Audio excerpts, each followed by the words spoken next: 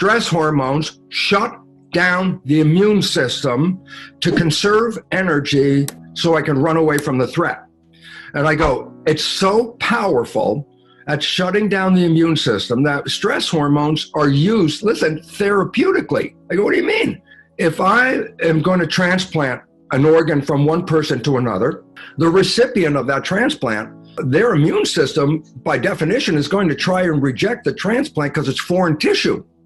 I say, so what do doctors do before they transplant an organ? They give the patient stress hormones, because when they get the stress hormones, it inhibits the immune function from rejecting the graft. So what's the point? My God, stress hormones are so effective at shutting down the immune system that they use it therapeutically to stop the function of that immune system. So I go, so why is it relevant? I go, because we're put into fear. And everybody who listens is now afraid. The difference between, let's say, last year's flu season, I'm coming on the news and I go, the flu season's back this year, and as usual, you have to take care of yourself, and about 0.1% of the population will have severe problems with this, but that's annual. That's the way it is. Or I come on this year, and I say, my God, the flu is here. We're all going to die. Millions of people are going to die. And all of a sudden, it's like, that's a different news report than last year. That scares the hell out of me. So stress is opening up our system from attack, from anything from electromagnetic fields to viruses. And we have to understand that stress is the bigger problem in the immune system. Well, the first straightforward advice is this: we have to maintain our physiology and our health. And so basically I say, well, how do you do that? And I go, it's not that difficult. The number one thing is this: first of all, eat food that is good for you, not industrial farm, but organic, natural, healthy food. Industrial farm food is loaded with chemicals that influence our system in a very negative way. Taking care of your nutrition, number one, is important because we nourish our cells. And if you shorten the supply of nourishment, of course, you're going to be open to sickness. Number two is to take advantage of vitamins and supplements and things to support us because our food isn't that great. Anything we can do outside to enhance our immune system, and let me just add, especially vitamin C. When we support ourselves that way, we strengthen the immune system. And then third thing, watch what you're thinking.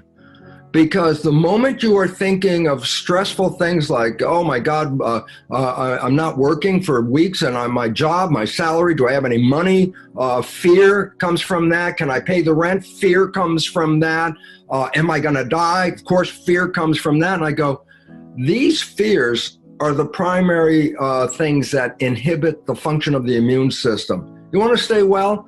Norman Cousins, who healed himself from a lethal disease, he locked himself in a hotel room and got all kinds of comedies, Marx Brothers and things like that. And what did he do? He just sat there and enjoyed life and laughed and did all that. And he overcame an illness that should have killed him.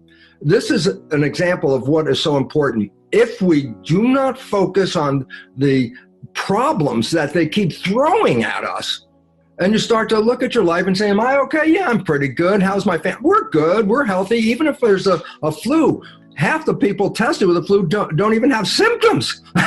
So it's not as lethal as they say. It's the fear of death is the problem that we must deal with today. Am I open to die? And I say everybody's open to die.